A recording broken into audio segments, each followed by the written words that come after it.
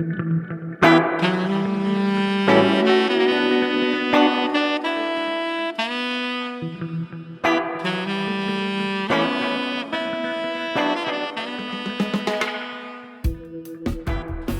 listening to the Speaking Tongues podcast. I'm your host, El Charisse. Each week, I sit down to a conversation with multilinguals where we discuss and celebrate language, life, and culture through our own perspectives. Episode 103, Speaking Missouri French.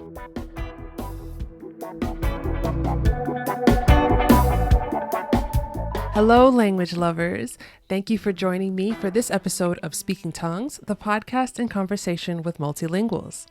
This week, we're talking about Missouri French with Lou, the founder of NorthAmericanFrench.com. In this conversation, Lou is telling us about his exposure to Missouri French through family heritage. We learn about dialectical changes in Missouri French and relationships to other North American French dialects, including Kouri Vini, Haitian Creole, and New Orleans Creole.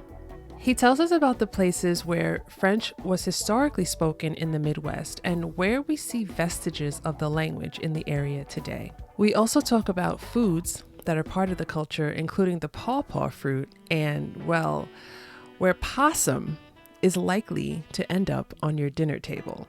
Lou tells us about the connection to Missouri French through Wolof and how storytelling and folk characters in the Missouri French culture retain a link to the Senegalese language. Big thank you to Lou for sharing your knowledge with us about the language and history of Missouri French. If you enjoy episodes of Speaking Tongues, don't forget to subscribe, rate, and review the Speaking Tongues podcast on Apple Podcasts and like and subscribe on YouTube so that other language lovers like ourselves can find the show. If you've been a longtime listener of the show or even a recent listener, you can now pledge ongoing support for the show on buymeacoffee.com or on patreon.com. And as you know, I wrote a book, my food zine of international language and cuisine, called Taste Buds Volume 1, is available now for purchase. Check social media for the sneak peek inside the book and make sure that you purchase one for yourself and one for all of your friends. Links to all platforms are in the show notes. Okay, let's chat. Welcome back to another episode of Speaking Tongues. I'm here today with Lou. How are you today, Lou? Yeah, I'm doing wonderful. Thanks for asking. How are you, Ellie? I'm fantastic. I'm so excited to talk to you. And we are going to be talking about Missouri French today. Something that I'm really excited to learn more about because until I met you, I wasn't really sure or certain that that was a language. So I'm I'm excited to dive in and ask a lot of questions. But I like to start each episode with the same question, and that is, what is your first language and which languages have you learned to speak? Yeah, so my first language, like most U.S. citizens, is in fact English. I learned Missouri French. I'm of sort of Missouri French heritage, Missouri French descent on one side of my family. But I learned Missouri French out of personal interest in my teens. And then aside from that, I spend every summer in Malta, and there I've picked up quite a fair bit of Maltese. To say that I speak it in sort of the fluent sense is probably less accurate. Mm-hmm. But I have quite a passion for the Maltese language, country, customs, and culture. And then I also, when I was at university, I studied as sort of so I studied in the UK. You didn't really have minors as such, like majors, minors, like you do in the US. Mm-hmm. But I did, and this is going to sound to the Americans, it's going to sound completely baffling, like a foreign language. But I borrowed the paper for the Arabic tripos when I was at undergrad, meaning to say that I did sort of a year of intensive, like 20 hours a week, studying Egyptian and standard Arabic. Oh, that's very cool. I can, with Egyptian Arabic, I used to be able to speak it at probably about a B1 level. These days, realistically, it's probably a little bit closer to like A2. Okay. But it comes back to me when I speak with people. So Yeah. Exciting. I want to just jump right into Missouri French. And I want to situate our listeners and let us know, what is Missouri French? where is it spoken, and where is it spoken now, and where has Mhm, it mhm. been spoken historically? Yeah, yeah.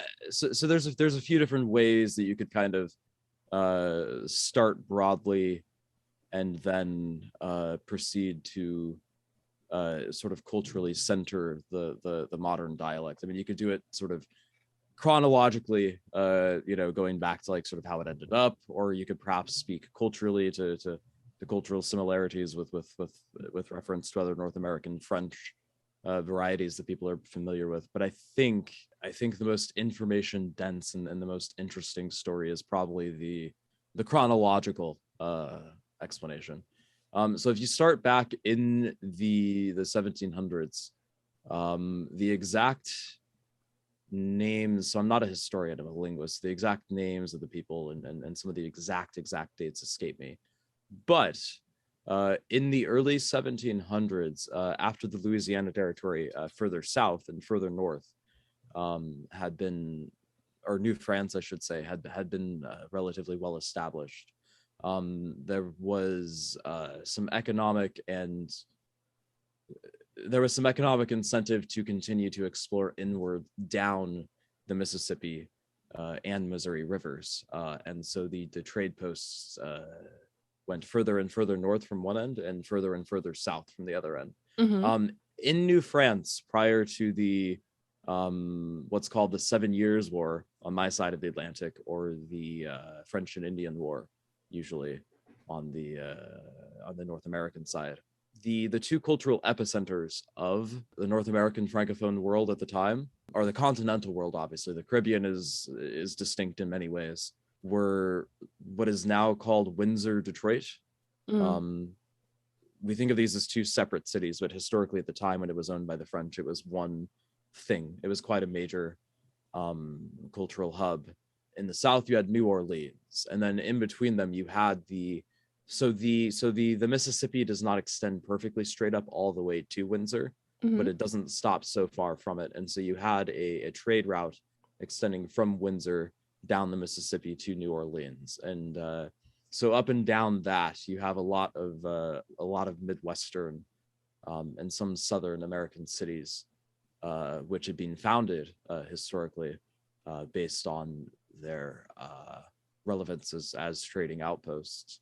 Missouri, in particular, which is now sort of the modern cultural epicenter, is down in southeastern Missouri, about 60 miles south of St. Louis. There's a few towns like St. Genevieve, Old Mines, Prairie du Rocher. The interest in these towns historically was the fact that the area, given that its close proximity to the mountains, is quite dense in minerals, particularly lead and barite, both called sif and sith in the local variety Mm-hmm. of French. As these cultural epicenters sort of had this incentive to establish this trade route, these towns were established all up and down the Mississippi River, and so that's how French ended up being sort of established in what is now the American Middle West, Midwest. Is this trade incentive? And I think that sometimes with the way the American history books kind of presented, is they presented as, well, the Americans bought this territory and now everybody there is American. And that's just, melting pot, assimilation, Americanization, everything's great, everything's good. The French no longer exist here, except, that and then they have maybe this very sort of rustic idea of like, the deep south of Louisiana. Mm-hmm. But the fact is that even in St. Louis, French institutions were retained and well into the 1870s or 1880s, like actual genuine business Uh-huh. and economic and governmental solutions. Most of the St. Louis, I guess you could say, elites of the time, even to this day, many sort of old families in St. Louis have French names, Mm-hmm. but most of the St. Louis Creoles, and Creole is the term that's used here, for most French speakers in North America, south of what would be considered sort of French Canadian, in the broader sense. So French Canadian in this sense includes like Vermont and North Dakota and Detroit and all that. But Most French speakers in North America south of that use the term Creole. Most of the St. Louis Creoles eventually either migrated to New Orleans or Mm-hmm. they just perfectly assimilated into the English speaking populace. And so my family, if you go back far enough, my understanding is that they ultimately would have been a part of the sort of St. Louis, New Orleans route. Whereas if you look at Old Mines and you look at St. Genevieve, they're quite a bit off Mm-hmm. from that trade route. St. Louis was eventually that was another point I was going to add, was that St. Louis was eventually became that third cultural epicenter. It's not perfectly equidistant in between Windsor and New New Orleans, but Orleans.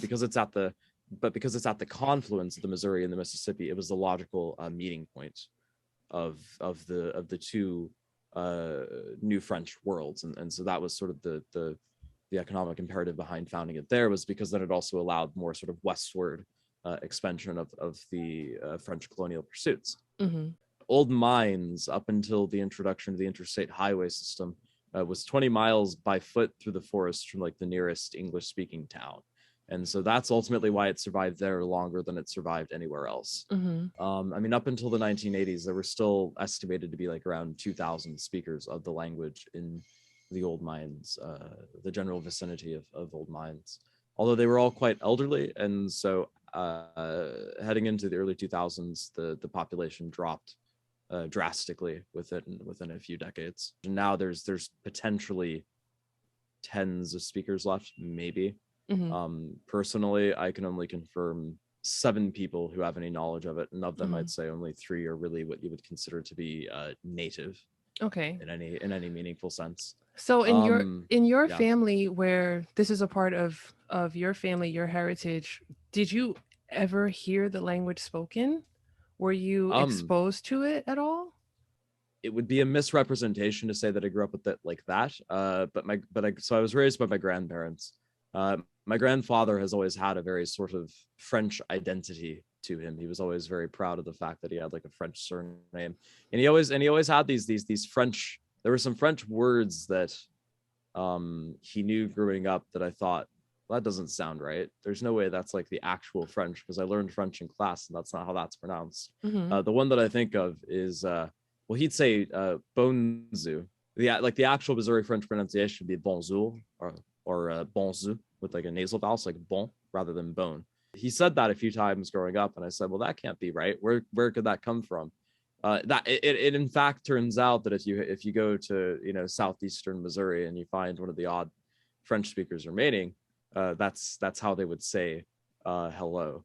So Hmm. little so all most those little cultural artifacts can and do often remain in families. And there was enough of the sort of general idea of, well, we have some family that went from New Orleans to Missouri at some point, and enough of that interest to spark that in me and to sort of dive me down the academic rabbit hole.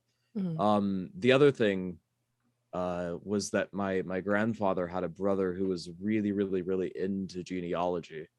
He tells me the story about how they ended up meeting some of the Devereaux down in Louisiana, who would have been the how do I put this? So my grandfather would be considered by most sort of African American the slave masters who would have given them the Devereaux surname historically.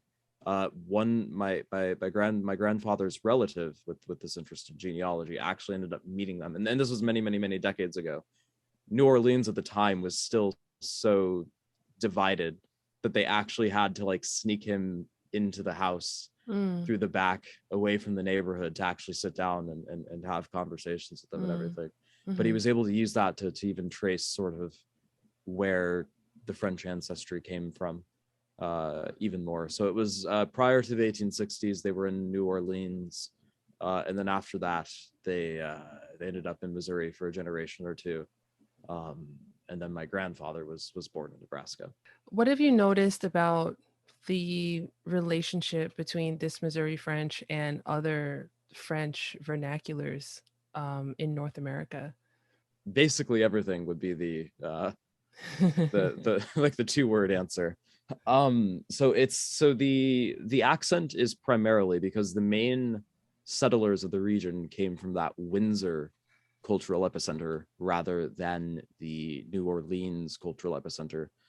Contrary to some popular misconceptions, I think of there's a folk idea sometimes in a folk idea isn't even correct. There's an academic idea. There's some academic work that went in assuming it was a Louisiana French, and then sort of via confirmation bias, tried to present it as such, but not realizing that those are commonalities with Quebec French as well.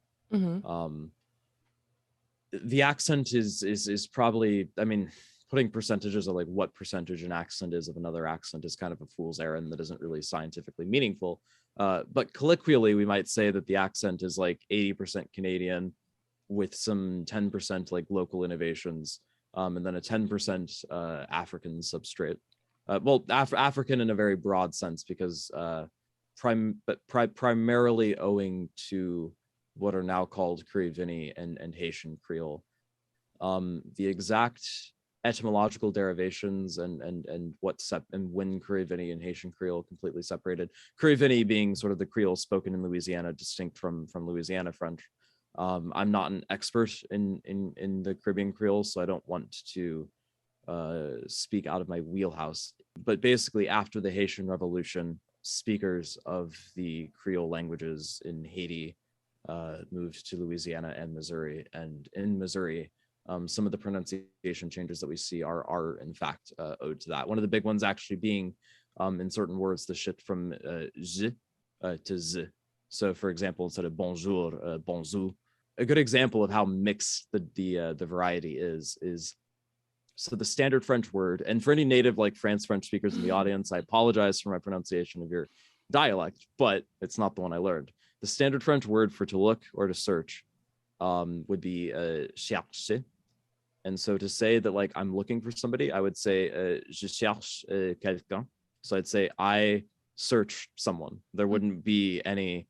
So the Missouri French one originally starts out as chercher, because in Canada there is a vowel shift from er to r, and then historically Canada had a rolled r. It no longer does because of standardization and education and all of that. But historically, most Canadians pronounce things with a rolled r. Mm-hmm. So the original Missouri French pronunciation was the Canadian chercher. Eventually, after the introduction of Creole speakers into the Old Mines region, the pronunciation chercher, so the sh becoming a s. And then after that, it turned into an English calque because it went from search to search for. It became chercher pour. So the Missouri French for now would in fact be j'apprends chercher pour quelqu'un. So you have the English bit that's like completely, you add in the pour. So you have a word that starts, as colloquial, a lot of times you hear the word patois, starts as colloquial patois French, gets this Creole substrate, gets this sort of this slight influence. Mm-hmm. And then after that, because of the massive English speakers, grammatically the word shifts as well. So it's really just a perfect sort of a microcosm for the evolution of the dialect. On a vocabulary level, the accent, the dialect contains a large number of Louisiana-isms that other varieties of French that descend from what we now call Canadian French. And Canadian French is kind of a fiction too, like every classification is. But other varieties of French spoken in the U.S. and in parts of Canada that aren't Quebec that descend from that dialect continuum that historically existed, but which descended later on, they don't have these large numbers of Louisiana-isms. So you have, for example, the word for corn in Missouri French would be mais, very similar to the English maize. In Louisiana, it would be pronounced mis by a lot of speakers, or at least at the time that I'm not a Louisiana French speaker, but at the time that the study was written, that would have been the pronunciation, would have been mis, coming from and that owes to the Spanish ownership of the Louisiana territory for 50 years. So there's some Spanish vocabulary and some Native American in the sense of literally being in what we now call the US rather than First Nations in Canada, vocabulary that exists in Louisiana and Missouri that doesn't exist in Quebec. There's a lot of Louisiana-isms and Spanish derived words that exist in Missouri that other dialects that would have historically been in the same continuum simply do not have. And then you have some vocabulary that's shared all throughout North America, really, really famous things that if you ever Google like top 10 Quebec French words, you get things like maringouin, wawaron, and so on and so on and so on. Some of the most interesting lexical words in Missouri French are in fact the Anglicisms and the English speaking, or the English derived words. They're the ones that have the most personality. One of my favorite expressions is like, so to ride a bicycle, instead of standard French would be like, I believe like je fais une promenade en vélo, or something to that effect. You would say, or it might be à vélo. I don't know if it's en vélo or à vélo. Some linguist in your audience, I'm sure, will let me know. I think even I think the difference between en vélo and à vélo, I think that's even like a Quebec, France thing, just to make things even more complicated. But once again, asterisks about languages and varieties I don't speak aside, in Missouri French, you have the expression faire un ride, meaning, you know, to do a ride. So I would say, I'd say je fais un ride, and then I believe the word for bicycle would be un bicycle. I'd have to double check that, as I haven't ridden many bicycles while speaking French in many a year now.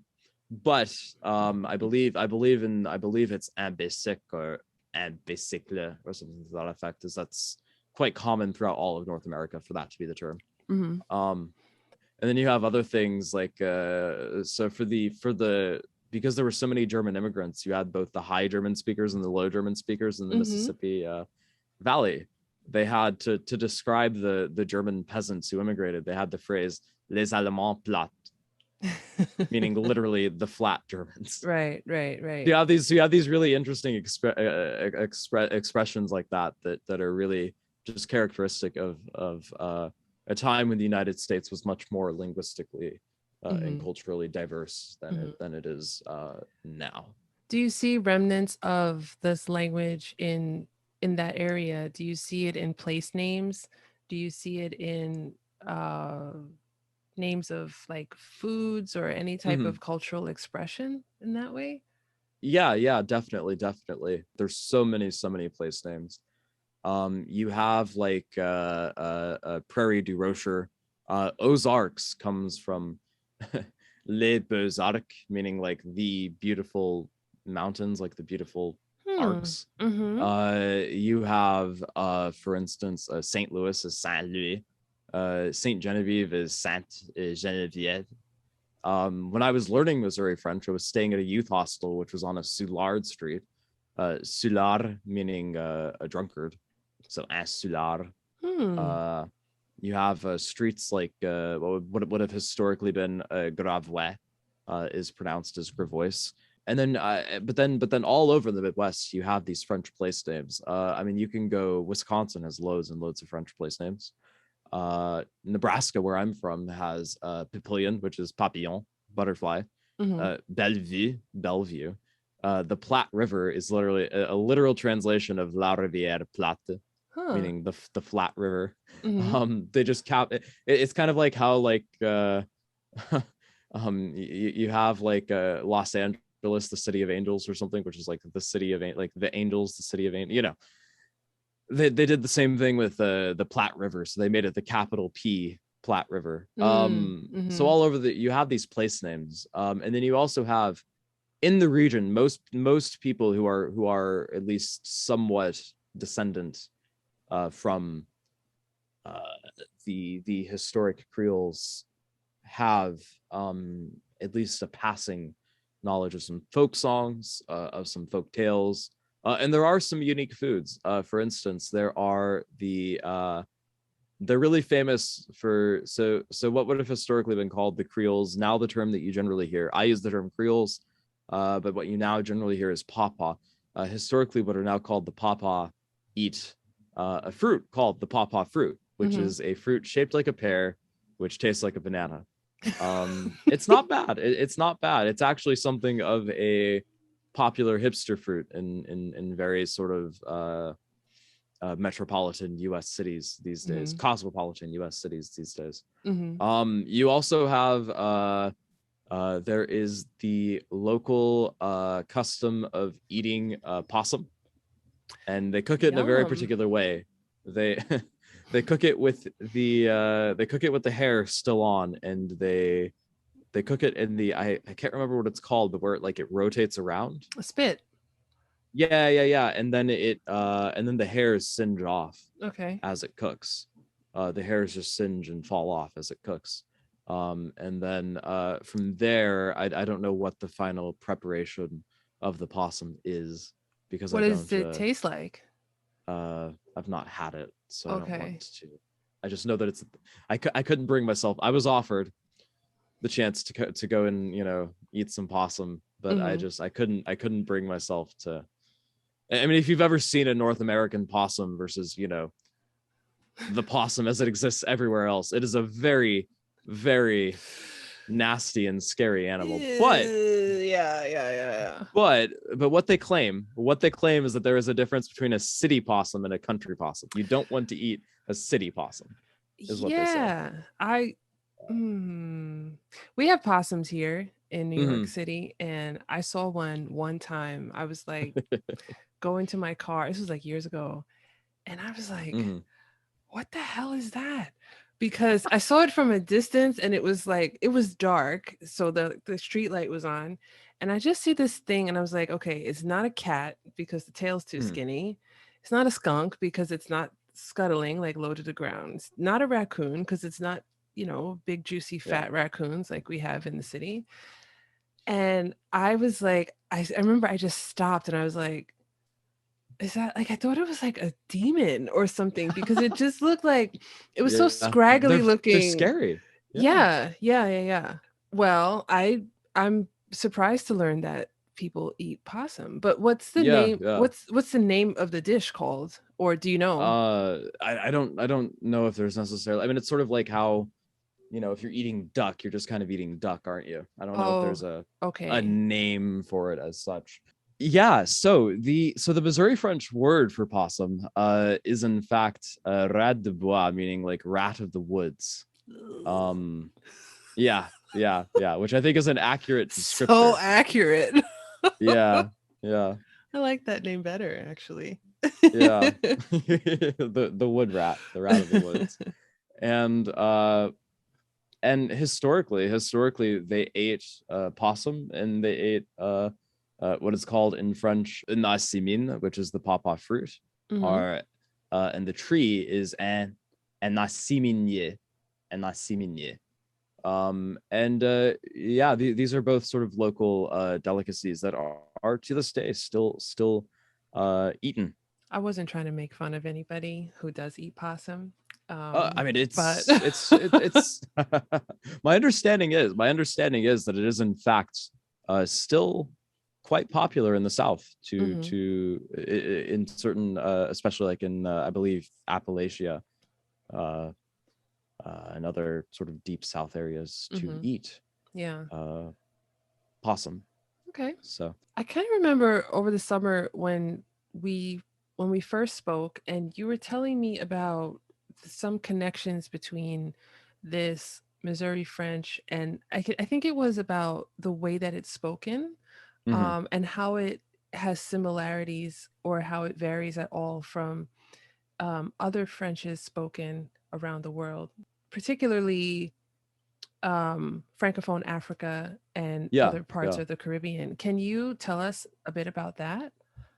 Yeah. There is a strong phonological, phonetic would be slightly more accurate, because it doesn't actually change any of the phonemes. But there is a strong phonetic influence in Missouri French, um, from the from both the free and enslaved Creoles of color who came up from what was historically called Saint-Domingue and what is now called Haiti, proceeding rather than preceding the Haitian Revolution. One of the biggest examples, as noted before, would be bonjour, historically bonjour. But you also have so by far the most striking accentual similarity between French as spoken in Missouri historically and the West Indies and parts of Africa is the change from je to z, and the change from sh to s. And that is an influence of migration preceding the Haitian Revolution of various populations, both willingly and unfortunately unwillingly. There were in fact what would have been Creole-speaking slaves in the region until the Civil War as well. So that plays an accentual influence there as well. And then in St. Louis, up until sort of the full assimilation of the Creoles, there would have been an African population, or a population of African descent, would be more accurate. That variety of Missouri, there almost certainly was a variety of French that happened to be spoken in Missouri that was much stronger in its Caribbean accent, that just due to the time when it died vis-a-vis the time when linguists started caring about non-prestige varieties, was never really fully recorded except for in little remnants of this Missouri French accent. There's a whole list of words like bonjour, changer. So instead of to change being changer, it's changer. Instead of sauvage meaning wild, or unfortunately Native American, you would have often historically heard Chouaz, which is another big change, which is very similar to pronunciations in the West Indies as well. You also have things like, for instance, the reduction of lui to li, so lui meaning him, li meaning him. This is a feature that is shared with varieties of Louisiana French that have a heavy Louisiana Creole influence, and with Louisiana Creole proper. I am unsure if that's shared directly with Haitian Creole. However, you have for to cook, instead of the cuisine, you have cuisiner. So you have this tendency for vowels to reduce as well, which is owed to this Caribbean influence. Yeah, and then in addition to that, the more important influence, I would say, is the from what is now called Senegal, where Wolof is spoken.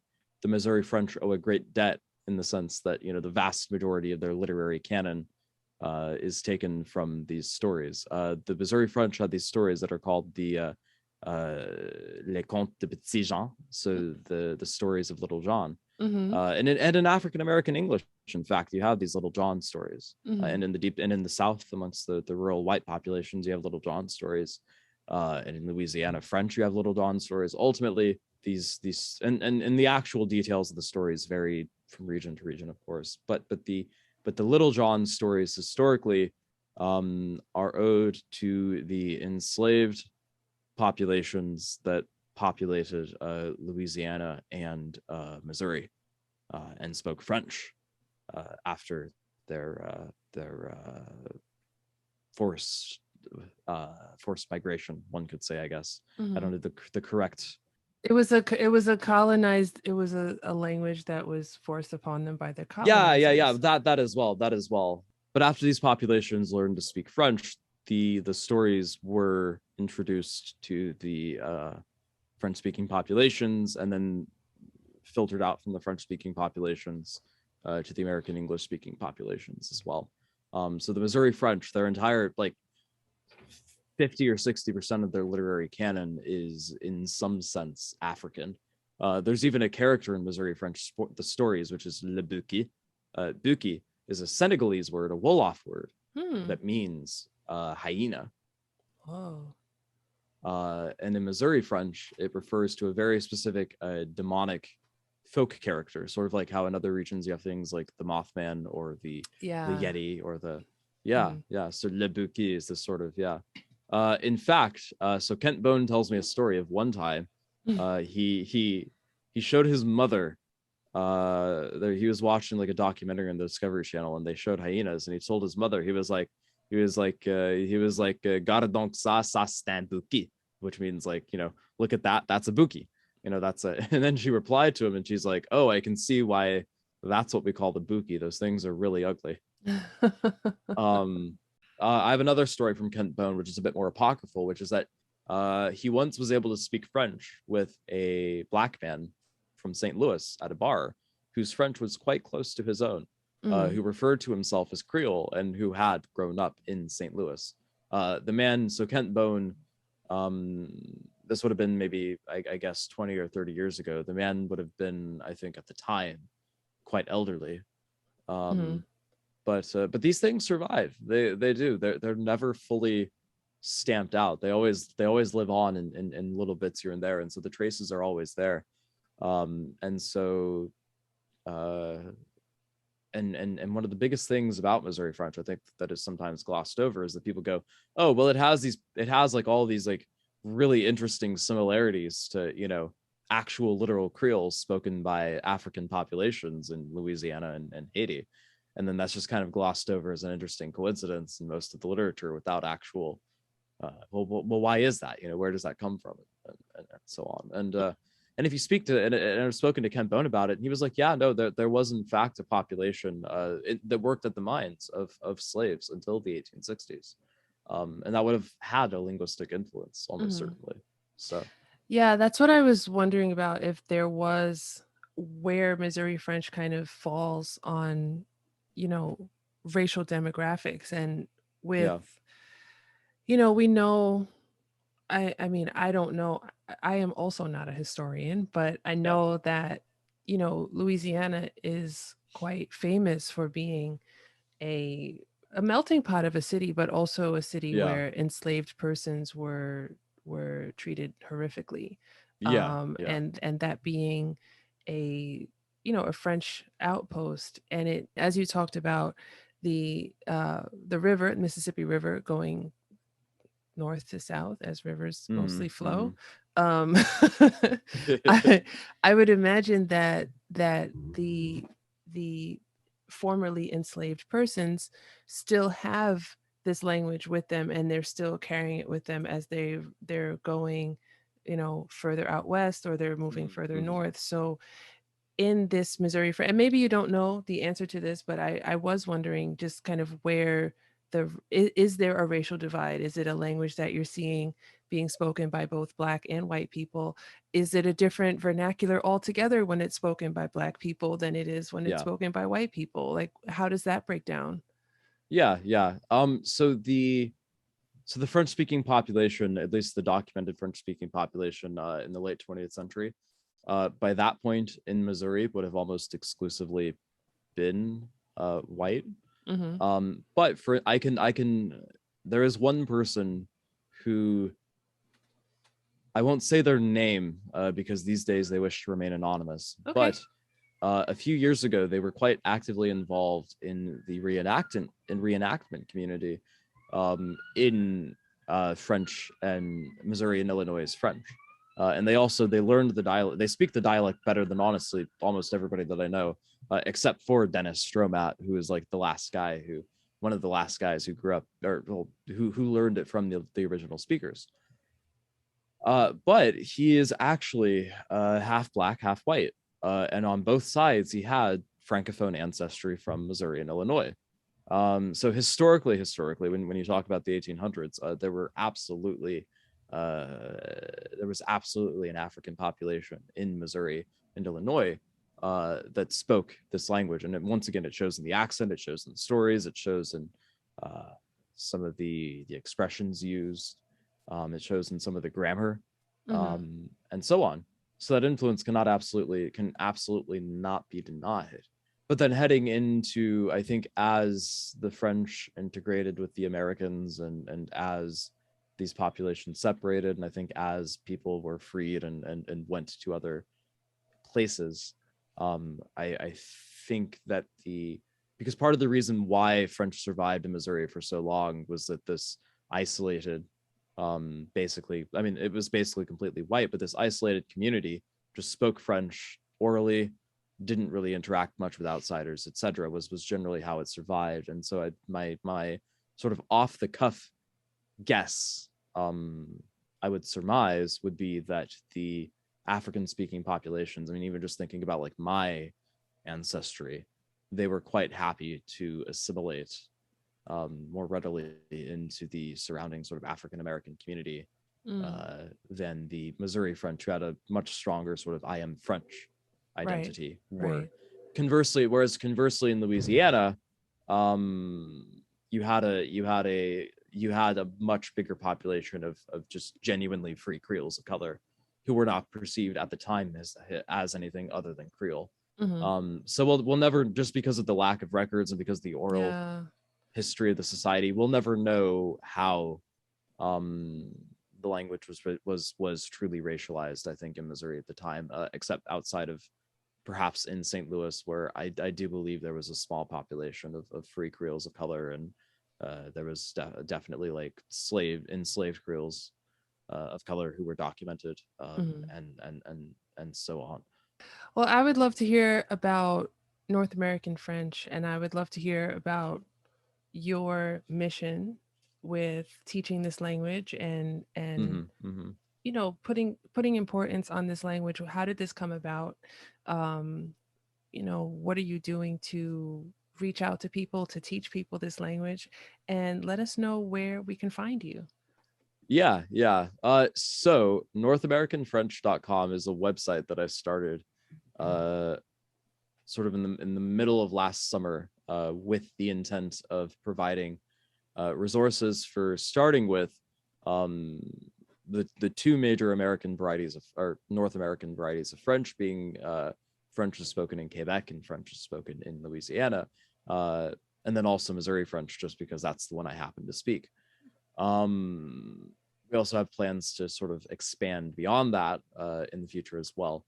The incentive to teach Missouri French for me ultimately comes from just sort of a cultural debt that I owe, like the fact that I've been able to learn this language, and then it's ended up becoming sort of my niche research expertise. And I've it's what's led to me being able to study at these fancy English schools and do nothing but write papers on this niche dialect that I have an interest in all day. So I owe a cultural debt to people to give them back the knowledge that I've, and yeah, I put the work in to teach myself. Like I took the, I have right here, I have this book of folktales. This is how I learned, was I just read these folktales, and with my Mm, passing knowledge of French, I eventually picked it up. And then I spent a few years in Quebec, kind of, I spent many years doing like immersion programs. Well, because my grandparents also, in that sense, wanted me to learn French because they thought it was important to know another language. mhm. So when I was a teen, they used to send me to like these immersion, programs every summer in Quebec as well. Um, so modifying that accent for Missouri French wasn't too difficult. Okay. So the main incentive to teach it is just a cultural imperative, I think, to give back to people who have helped me out, like, just in the sense that, Kent Bone was so readily available to help me with the knowledge. I remember one time, I met a lady, Mrs. Vilmer. She's really, really famous for being quite good at singing the old folk tales and stuff, and she Mhm. sang a little bit for me. And I met, I was introduced to her by a lady from the Old Mines Area Historical Society, a woman of German descent. She was the president at the time. Her name escapes me, but she let me into this building that was, it's reconstructed from like old, like the same wood that was used in the old colonial log cabins and stuff, and Mm. they've made it to look of the fashion of the architectural design. She was quite happy to just let me in to look around and explore, and enjoy all the little, facsimiles and various, bits and bobs.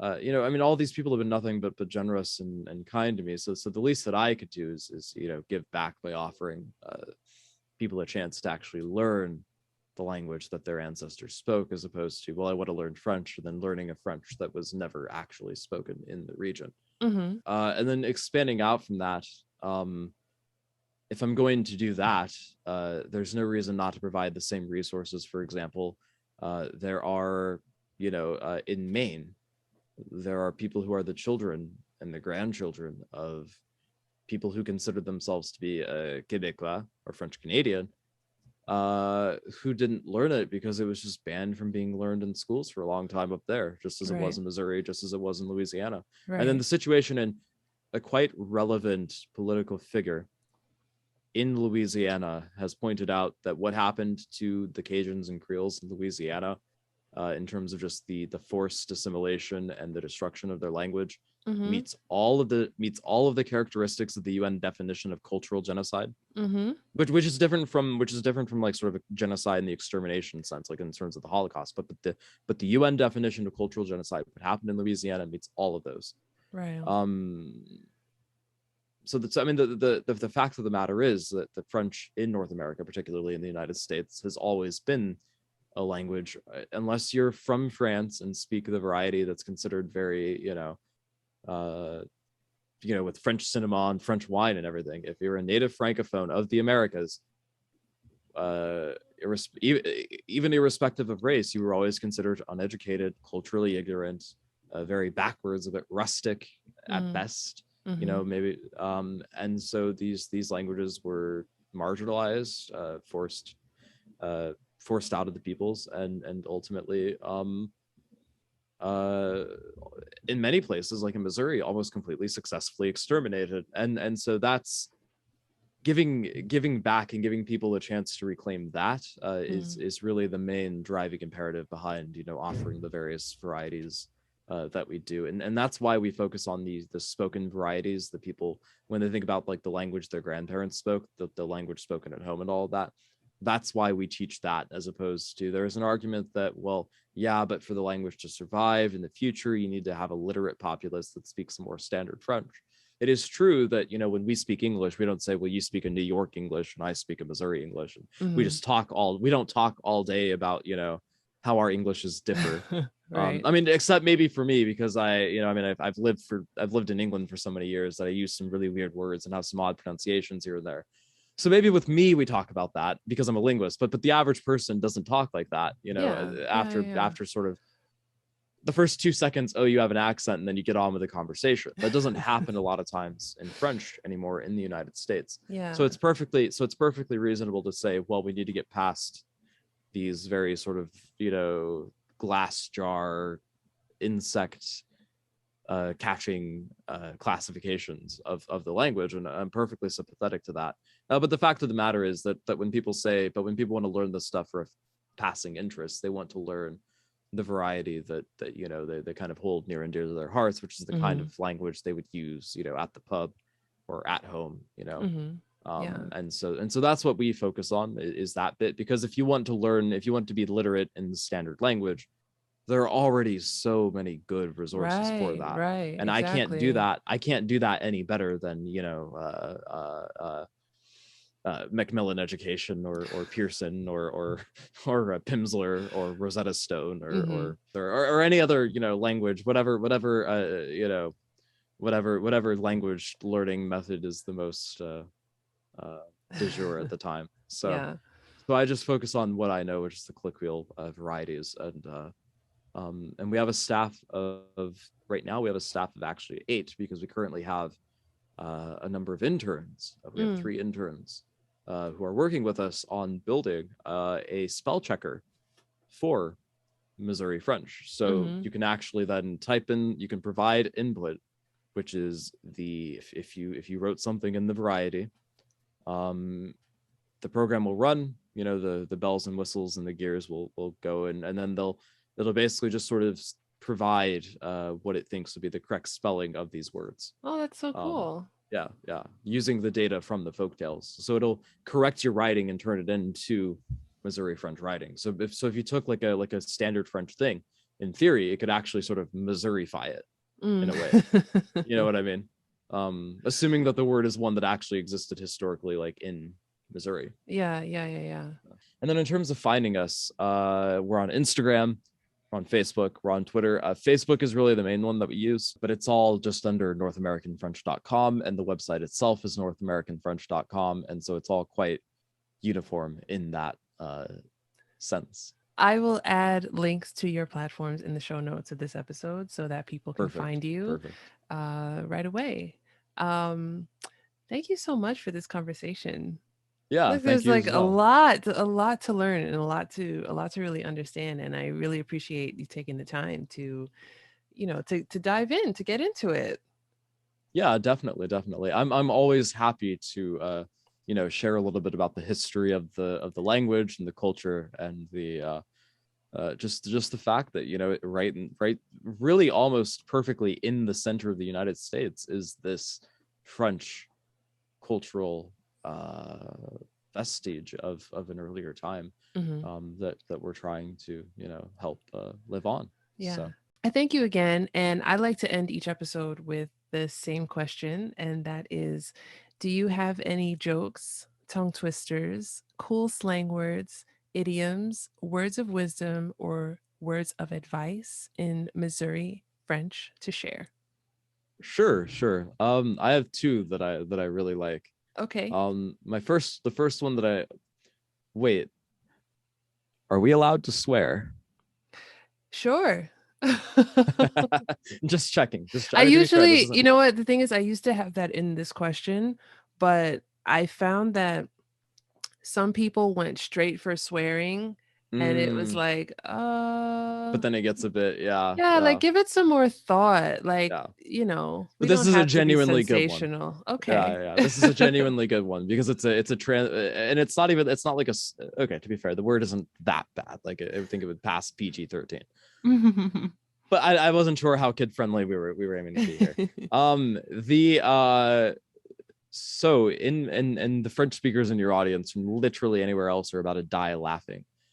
But the word in Missouri French for a fat ass is un gros fesse. So literally a fat ass, which is the most like literal translation of English ever. We also have like let's go, which is allons rôder, which means like let's ride. Which is really cool. Instead of vas-y, so like in standard French, you'd say vas-y, or something like that. In Missouri French, you'd say allons rôder. Something that allons. Yeah. Rôder. Ouais, c'est ça. Allons rôder. And then you also have c'est tout bien, which means it's all good, it's all well. Which is standard French tout va bien. So c'est tout bien. And that's a very literal translation of the English. Historically, it would have been it's all well, but then good and well in English, and American English in particular, have kind of meld. You can say in colloquial English now, you can say, oh, he dresses good. Yeah. And people won't really bat an eye at that. Or like, how are you? I'm good. Like, yeah. Exactly. So but c'est tout bien. That's another one that I quite like. It's very Hakuna Matata. It's like the Hakuna Matata of Missouri French. So the Canadian term for a long-handled wooden soup spoon, so like a ladle, is miquen. And in Louisiana, it's the shoveler duck. In Missouri, miquen refers to a toenail which has not been trimmed. So there's that as well. That's very very colorful. yeah. And then probably my last another one that's really interesting is you have cheve, like to shave. Which sounds kind of like Chevy. You have like courir, like to run, but it literally translates to English as like courir un car, so to run a car. Courir un magasin, so like to run a store. Like to operate. Yeah. You have like you have voler. This is another good one. You have voler le chemin, or voler el chemin, which means to steal the way. In English, it's to steal away, like to kind of to get like to avoid trouble by getting away. Mm-hmm. So it's um so you have these really really interesting calcs like that with English, just all over the dialect, but in ways that provide like some genuine uh uh uh character. Mm-hmm. Like you have things like instead of imuya asia, like it's pouring down, you say iveres asia. So like it's literally like coming down, like it's pouring down. Oh, It's wow. little things like that that are just, if you only speak standard French, they sound just totally off, but in fact they're perfectly valid and perfectly grammatical within the rules of this particular variety. So Interesting. Very um cool. and some of them have a lot of character, and other ones are just really interesting. Mm-hmm. um but I think my singular favorite is probably Godos Fest. I just think that's That's very hilarious. funny. Yeah.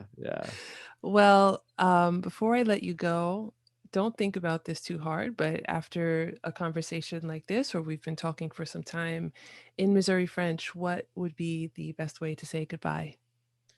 Yeah, there's a few different ways to say it. Probably the most stereotypically Missouri French would be either agie instead of adie, adie.